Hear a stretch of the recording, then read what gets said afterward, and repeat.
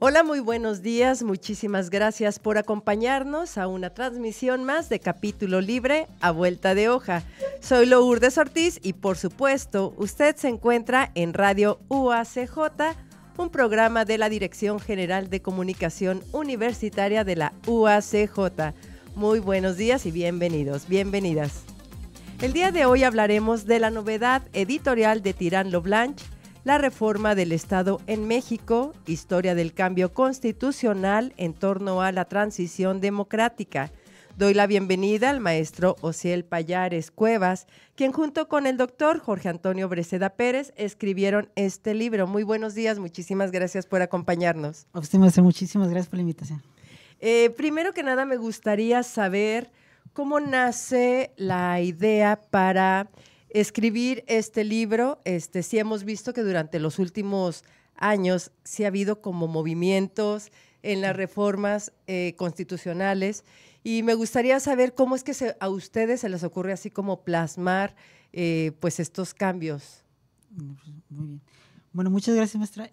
Bueno, en realidad el libro surge como una propuesta que trata de ser así como que heterodoxa, de una serie de esfuerzos que estábamos elaborando en relación con pensar precisamente este periodo, el periodo que va, digamos, de finales de la década de los años 90 y principios de los 2000, que es, digamos, un periodo en donde se empiezan a repensar muchas cosas que tienen que ver precisamente con el derecho constitucional en México, ¿sí? Porque, bueno, porque alrededor del año 2000, cuando, por ejemplo, por primera vez en 70 años gana un candidato que, exacto, que no era del partido que había estado gobernando durante 70 años, ¿no? De pronto la academia jurídica aquí en México empieza a plantear una serie de, digamos, de propuestas, de ideas, de programas, de lo que tendrían que ser cambios constitucionales, cambios legales, cambios normativos, que debieran tener una cierta trascendencia, cierto impacto, ¿no?, en cómo está la estructura del Estado, ¿no? Y entonces, de pronto, por esos años, es cuando se empieza a producir bastante bibliografía en la materia. A mí particularmente me interesaba el tema de la reforma del Estado en México, y quiero decir que yo, se lo comenté así al doctor, básicamente fue la idea originaria.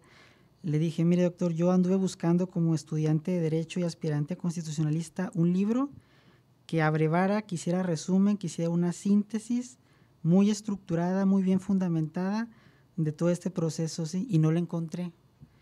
Entonces, como no lo encontré, ¿qué le parece si lo hacemos nosotros, ¿no? Y fue más o menos esa tarea la que nos encomendamos, ¿no? De hacer ese trabajo de recopilación bibliográfica, de síntesis, de, digamos, juristas muy destacados aquí en México, que algunos, bueno, ya fallecieron, por ejemplo, Héctor Fixamudio, Jorge Carpizo MacGregor, otros que todavía siguen publicando, como el doctor Orozco Enríquez, etcétera. Digamos, una serie de especialistas en derecho constitucional y en derecho electoral, en derecho digamos, constitucional comparado, derechos políticos comparados, que habían hecho un esfuerzo de pensar qué tendríamos que hacer, ¿no?, para básicamente lograr un Estado distinto, diferente, en su estructura, en su composición, en su fundamentación, en su ordenación normativa, jurídica, con efectos políticos en sus instituciones, que fuera realmente distinto a, digamos, a cómo había estado la realidad política, jurídica, normativa del país desde principios del siglo XX prácticamente a finales. Correcto. Ustedes hablan también acerca de un ejercicio de la relectura. Correcto. Sí existe tal dentro de esta transición, cambio democrático. Bueno, precisamente por la trascendencia que tiene, ¿no?, digamos, este periodo, que en realidad es un periodo que también coincidíamos, está relativamente poco estudiado, digamos, la historiografía que se pudiera relatar sobre esto está todavía como que en proceso, digamos, digamos, si queremos ver así en términos comparativos, ¿no?, decir, bueno, 20, 30, 40 años, pues relativamente es poco tiempo en términos históricos, ¿no?, la historia de un país, en la historia de la democracia en México, ¿no?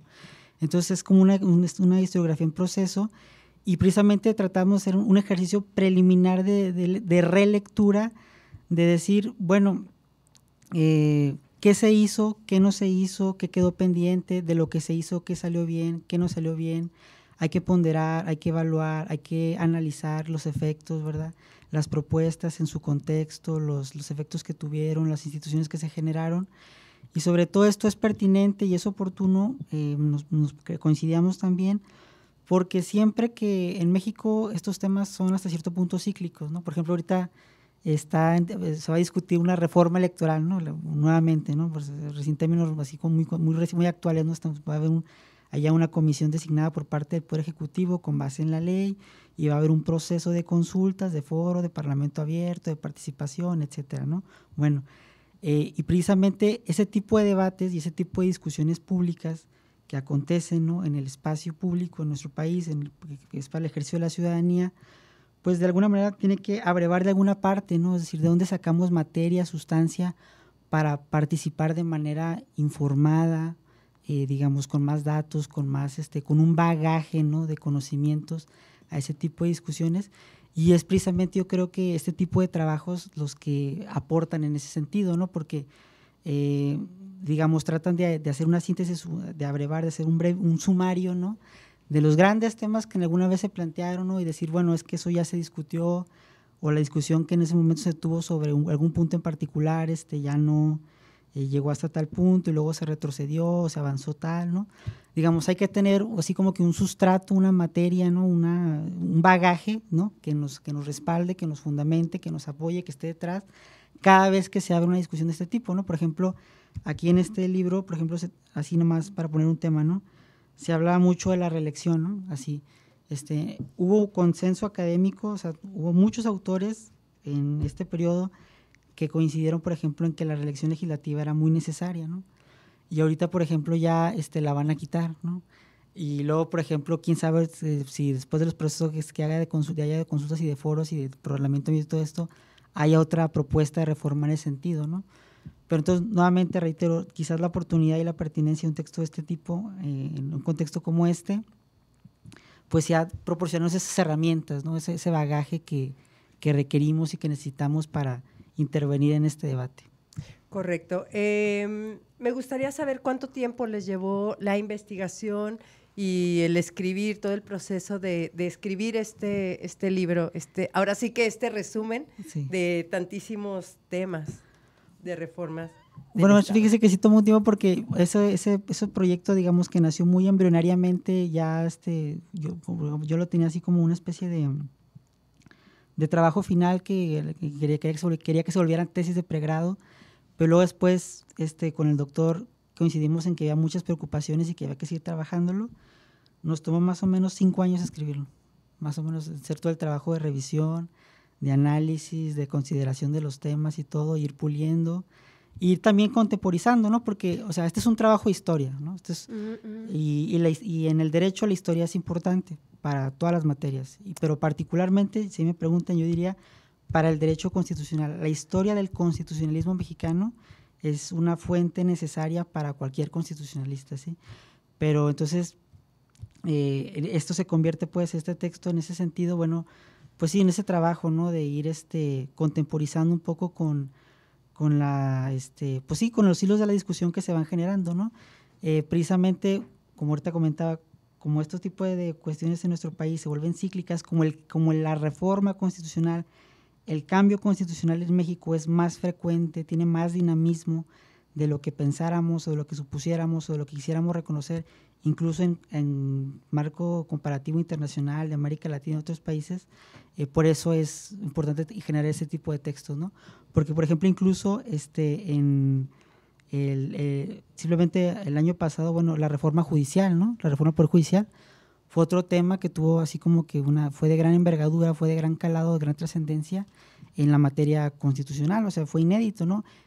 Todavía va a faltar seguramente por generarse muchos estudios, muchas investigaciones, tesis de posgrado seguramente, de pregrados, para ver los efectos, las causas, el contexto, etcétera, ¿no? Entonces, digamos, por eso reitero, no es que quiera hacer tanta propaganda de que cómprenlo, ¿no? Pero sí, es por eso que consideramos que era un texto muy pertinente, y la historia constitucional en México es un tema siempre relevante y muy presente para quienes nos dedicamos un poco al estudio del derecho constitucional.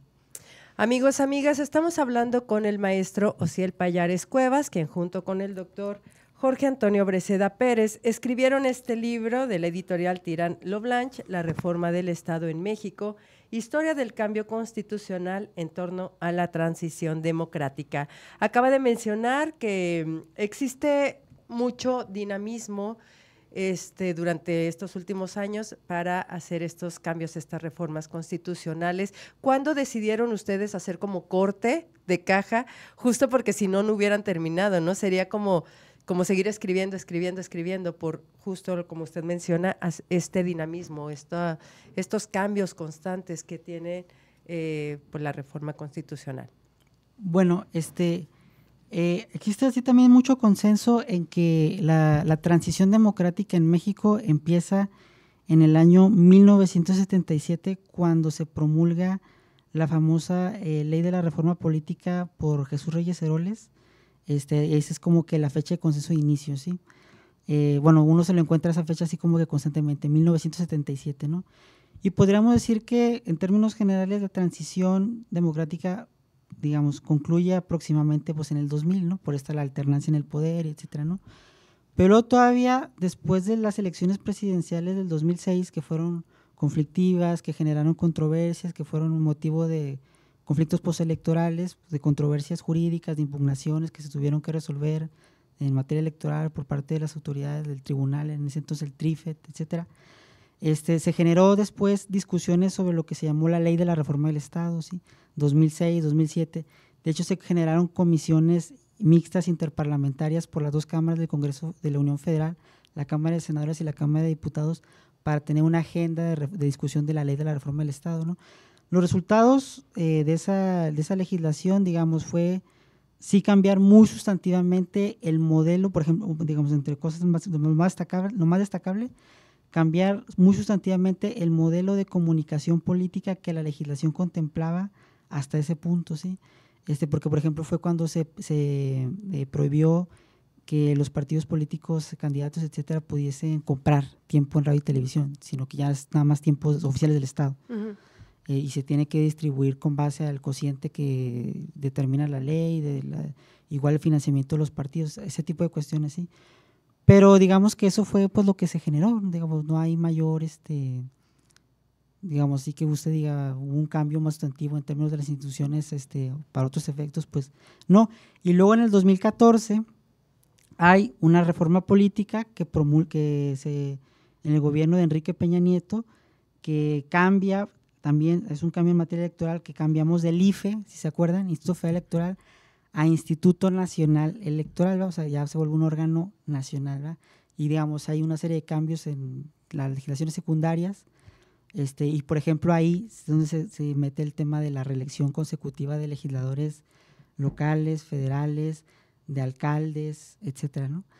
Entonces, pero la transición democrática, podríamos decir, eso pues, puede estar a discusión, porque como he contado ahorita, o sea, la historiografía puede estar ahí todavía en proceso, es 2007, digamos 1977, quizás hasta el 2007, es lo que abarca así a profundidad el libro, y sí trata de hacer un análisis más específico, más puntual de otros escenarios que, digamos, se prolongan quizás a la primera década de este siglo, hasta el 2010, ¿no?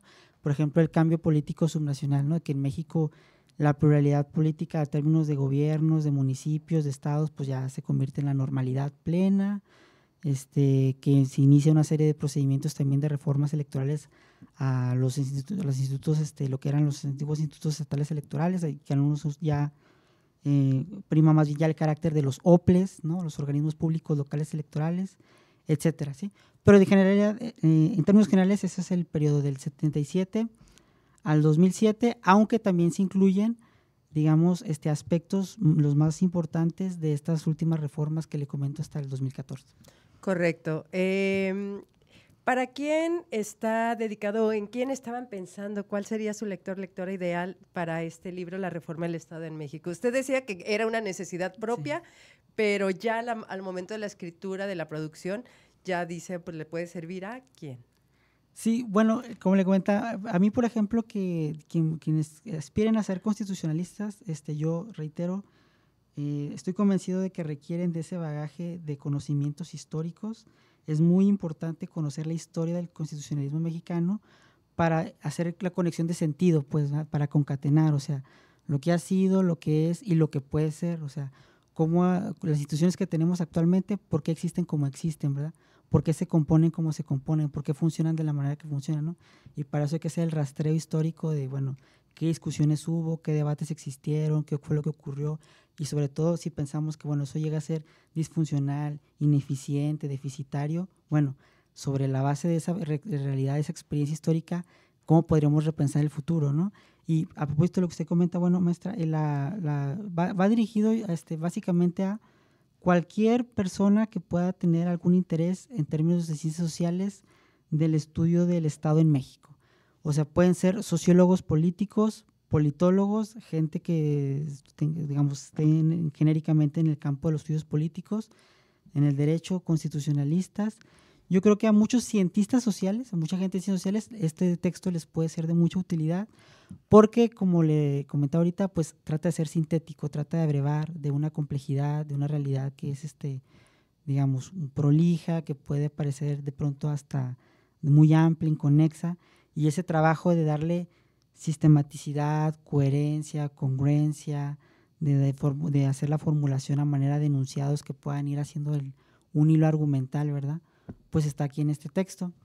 Y reitero, fue muy buen móvil porque qué mejor, bueno, yo no creo que haya una mejor cosa de que, bueno, si lo que yo no tuve y que tanto busqué a manera de un conocimiento, ¿verdad?, que yo trataba de adquirir, pues finalmente sí lo pude desarrollar y además podemos tener la dicha de compartirlo, ¿no? Estamos hablando de la reforma del Estado en México, historia del cambio constitucional en torno a la transición democrática. Maestro Osiel Pallares Cuevas, ¿hacia dónde va, hacia dónde se dirige, si nos pudiera dar un rumbo, esta reforma del Estado en México? ¿Cuál sería la escala siguiente, si pudiera decirnos algo acerca del futuro? Bueno, sí, maestra. Bueno, yo creo que o sea, ahorita, por ejemplo, en los escenarios que nos encontramos actualmente, ¿no? Vemos que hay pues sí, muchas propuestas, o sea, sí hay propuestas, ¿no?, de cambios que pudieran hacerse, pero precisamente quizás traer a colación ahorita este tipo de tematizaciones, pues también tenga ahí otra vez la cuestión de la pertinencia, sea pertinente, porque puede que ahorita no haya mucha claridad por parte de los principales actores políticos de qué es lo que se debe hacer, ¿no? O digamos, puede haber así como una actitud de reticencia o de decir, simplemente no queremos ser propositivos o proactivos, ¿no? Pero bueno, el escenario que se nos propone simplemente para la materia de la reforma electoral, como ahorita le estaba comentando, yo creo que va a ser muy buen espacio para ahorita para poner próximamente en discusión temas fundamentales que son propios, pues, digamos, que en algún momento se circunscribió en el tema de la reforma del Estado, ¿no? Por ejemplo, nuevamente el sistema de partidos que tenemos, ¿no? El sistema democrático, el sistema político mexicano como tal que existe, o sea, qué insuficiencias tiene, qué falencias, qué fallas, qué déficits. Vivimos una crisis de representatividad, o sea, sí o no, respecto al régimen de gobierno, las relaciones entre Congreso y el gobierno, seguramente también tiene muchas áreas de oportunidad, me parece, ¿no? Yo creo que va a ser muy buen espacio y yo, digamos, si realmente hay la oportunidad de converger y de buscar las posibilidades de un encuentro, ¿no?, para hacer un intercambio de ideas y de propuestas y de proyectos y de programas, yo creo que va a ser muy positivo. Y nuevamente, un texto de ese tipo pues es así como para traerlo debajo del brazo, para ir a esos debates, esas discusiones y de manera sostenida y fundamentada, documentada, poder empezar a argumentar, ¿no? Yo, por ejemplo, yo sí creería que, por ejemplo, tenemos que revisar nuestro modelo de comunicación otra vez, por ejemplo, si me preguntan, ¿no? O sea, yo creo que tenemos, por ejemplo, demasiados spots. Yo creo que tenemos una excesiva spotización en tiempos de campañas y procesos electorales, ¿no? Entonces, por ejemplo, digamos, uno quiere decir qué va a hacer en materia de seguridad, combate al narcotráfico, la delincuencia organizada, combate al consumo de drogas en jóvenes, políticas de rehabilitación, etcétera. Pero todo eso me lo tienes que decir en los 10 segundos del TikTok, ¿no? O sea, entonces, pues, ¿qué se puede comunicar ahí, no? O sea, me parece que una propuesta, un proyecto realmente bien articulado, estructurado, pensado, fundamentado, incluso con estudios empíricos o de otro tipo, estadísticos que quisieran decir, bueno, en materia de combate a la delincuencia o en materia de seguridad pública tenemos que hacer esto, pues sí requiere de tiempo, se requiere de tiempo, entonces por eso tendríamos, en mi opinión, que buscar otros modelos de comunicación, ¿no? O sea, tampoco quizás puede ser necesariamente formato de un debate, ¿no? Porque a veces un debate, desafortunadamente, se entiende como que es la estridencia, ¿no? O sea, como que gritarse y decirse exponerse, cosas. exhibirse. Exacto. Entonces, bueno, no necesariamente pueden ser algún tipo de foro o de mesa redonda o de panel, en donde además quizás puedan participar ciudadanos que puedan hacer algunas preguntas o tratar de intercambiar algunas ideas con líderes de los partidos políticos o candidatos a algún puesto de elección popular.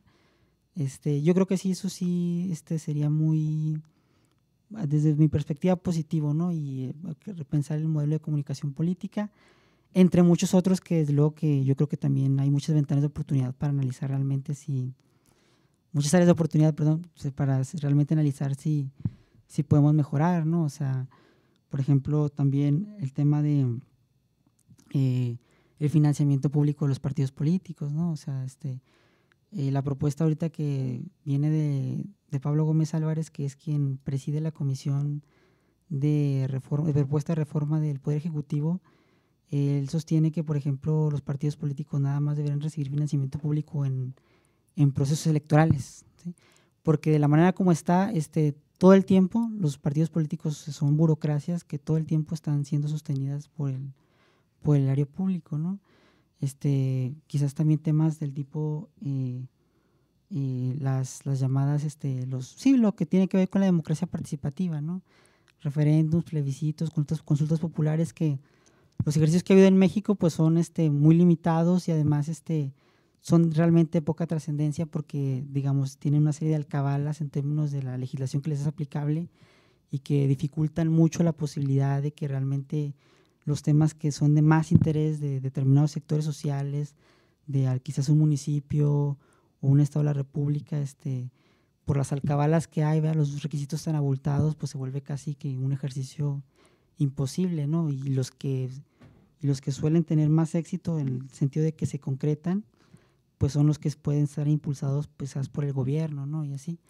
Entonces yo creo que, por ejemplo, el tema de la democracia participativa en México todavía tiene un largo trecho por recorrer. O sea, sí ha habido ejercicios interesantes que la verdad yo creo que pues desafortunadamente se han pues sí, no les han hecho buena fama. O sea, por ejemplo, el tema de la revocación de mandatos, o sea, esa sí tendría que ser una figura funcional, ¿no? O sea, porque los gobernantes, quienes ejercen funciones públicas, pues no son elegidos como monarcas, ¿verdad? Ni como seres dotados de algún tipo de poder sobrenatural, ¿verdad? Si se equivocan, si no cumplen el programa de gobierno al que se comprometieron con los ciudadanos, etcétera, pues tendría que haber un ejercicio, algunos mecanismos efectivos para tratar de ejercer un control ciudadano, ¿verdad? Claro.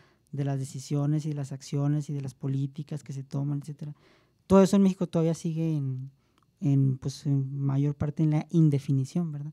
Correcto. Y yo creo que además mejoraría la participación ciudadana, ¿no? El estar no nada más pensar que la elección termina claro.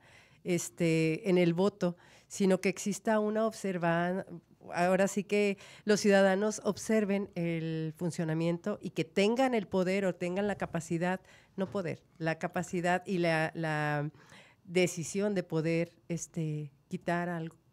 Claro. Al político del puesto si es que no está funcionando, ¿no? Claro, o sea, es un tema, ¿no? Por ejemplo, claro. Hay más, o sea, me parece que por ejemplo en otros estados de la República sí hay, por ejemplo aquí en Ciudad Juárez se ha intentado y pues quizás habría que reconocer que bueno, pues se ha intentado y habría que profundizarlo, hacerlo todavía más efectivo y buscar mejores formas, ¿no? Por ejemplo, los llamados presupuestos participativos, ¿no? O sea, de que los ciudadanos puedan tener algún tipo de incidencia en decidir en qué se va a gastar su dinero, a los impuestos, ¿no? En qué obras, qué obras son las prioritarias, las que más se requieren, las que tienen más sentido, y que no sean de pronto así como que pues decisiones discrecionales, arbitrarias de que unilaterales además. Voy a hacer así el puente de ahí, sí, oye, pero toda la gente que vive por ahí nadie quiere, y ¿para qué? Y ¿cuánto va a costar? O sea, y de pronto, y no, pues y así pasa, ¿no? Entonces, ese tipo de ejercicios también me parece que son interesantes. Por ejemplo, en el estado de Jalisco, que yo sepa, son muy efectivos. En la Ciudad de México también hay ejercicios, ¿no? Porque aparte, digamos, es mucho la lógica de lo cívico común, lo comunal, la ciudad, ¿no? O sea, como que el pequeño espacio, el pequeño municipio, ¿no? Por ejemplo, en la Ciudad de México, las delegaciones, ¿no? que manejan presupuesto, o sea, así como que algo que vas a decidir, pero que realmente sí vas a ver todos los días, o que te va a afectar en tu vida cotidiana. O sea, no es de que, bueno, pues X, ¿no? O sea, porque como que también hay un cierto tipo de desinterés de que, bueno, pues que realmente a mí no pasó ni por ahí, ¿por qué me va a importar lo que no? Pero en cambio si es así como una cuestión de más local, más sectorizada, que vaya o que pueda ser incluso el resultado de propuestas de sectores sociales. O sea, por ejemplo, un grupo de vecinos que se organizan, ¿no? Y dicen, aquí en nuestra colonia o en varias colonias de un cierto sector de la ciudad requerimos tal obra, porque nos es importante y consideramos, bueno. Entonces ese tipo de ejercicios son el tema de la participación ciudadana, que en México también tenemos todavía un largo trecho por recorrer. Claro que sí, amigos, amigas. Recuerden que estamos hablando del libro La Reforma del Estado en México, Historia del Cambio Constitucional en torno a la transición democrática, de la editorial Tirán lo Blanch, escrito por Osiel Pallares Cuevas, Jorge Antonio Breceda Pérez. Recuerden que la editorial Tirán lo Blanch la encuentran todo el material bibliográfico en la librería universitaria en el Centro Cultural de las Fronteras. ¿Dónde más pueden adquirir este libro? Bueno, lo pueden adquirir fundamentalmente en línea. Yo creo que es un procedimiento que si tienen un poquito de experiencia en alguna compra en línea no les toma más de 3 minutos, o sea, muy, muy rápido. El envío llega en menos de una semana. Es fundamentalmente el principal medio. La editorial Tirán, pues es una editorial muy especializada en temas jurídicos, ¿sí? Sobre todo en temas, diríamos, incluso de derecho público, aunque también tienen un gran catálogo en temas de derecho privado, en temas de derecho privado. Entonces, afortunadamente, pues es una gran casa editorial, y nuestra universidad cuenta también con algunos materiales vía la biblioteca virtual. De ahí están algunas publicaciones también de Tirán disponibles. Perfecto. Si no, ya saben, en la librería universitaria claro. del Centro Cultural de las Fronteras, donde a ver si hacemos la presentación de esta novedad editorial. Sería muy interesante seguir hablando del tema para las personas que están interesadas, y con este libro se pueden, bueno, pues es una guía, ya lo escuchamos, y además discutir en torno a este tema, pues sería muy interesante. Maestro Osiel Pallares Cuevas, le agradezco muchísimo que nos haya acompañado en esta transmisión de Capítulo Libre a Vuelta de Hoja. Amigos, amigas, no se vayan, continuamos en Capítulo Libre a Vuelta de Hoja para hablar de la presencia de la Universidad Autónoma de Ciudad Juárez en la 7ª Feria Internacional del Libro de las Universitarias y los Universitarios Filuni. Recuerden que esta Feria Internacional del Libro de las Universitarias y los Universitarios se realiza del 26 al 31 de agosto en el Centro de Exposiciones y Congresos de la UNAM. La Universidad Autónoma de Ciudad Juárez estará presente con la presentación de la colección Obras Dramáticas Completas de Juan Ruiz de Alarcón, dirigida por Isla Campbell Manjarrés. Esto el 26 de agosto a las 3 de la tarde en el Foro Filuni. Participan Isla Campbell Manjarrés, Lilian Border Walden Moeno y Alma Mejía González. También se presentará la coedición entre la Universidad Veracruzana y la Universidad Autónoma de Ciudad Juárez, el libro Recorridos de Braylon Brauchli, el 28 de agosto a las 15 horas en el Foro Filuni. Participan Leticia Mora y Byron Brauchli.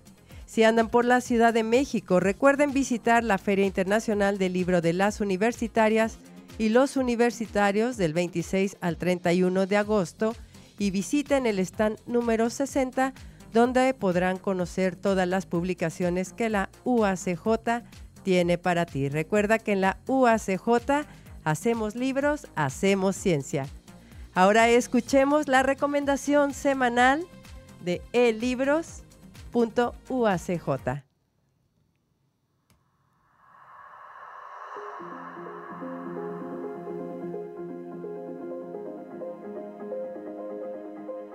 Un viaje por el universo. Jesús Manuel Sáenz Villela, Karen Yael Castrejón Parga, autores. Un viaje por el universo es un libro de divulgación científica que trata sobre la física, la mecánica cuántica, la relatividad especial y general, la física de partículas y la cosmología. Los temas están dirigidos a todo público, especialmente para jóvenes de secundaria, preparatoria y licenciatura, y está escrito en un lenguaje accesible. Las ideas presentadas fueron corroboradas rigurosamente en las referencias, pero se usa en su presentación un lenguaje coloquial para explicar conceptos de la física de la vanguardia. Su estilo invita al lector a dar un paseo por el universo, donde los conceptos se presentan en las estaciones o capítulos con un contenido amplio y basado en resultados recientes, pero explica en el texto todo lo necesario para su comprensión e incluye referencias que permiten al lector explorarlos más ampliamente.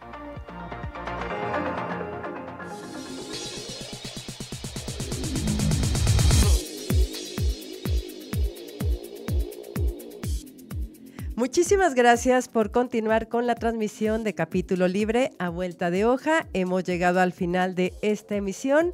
Recuerden seguir nuestras transmisiones en las redes de Facebook, YouTube y Spotify, donde encontrarán otros temas de interés para ustedes. A nombre de todo el equipo de producción, se despide su amiga Lourdes Ortiz. Los esperamos en otra emisión más de Radio UACJ, Capítulo Libre a vuelta de hoja.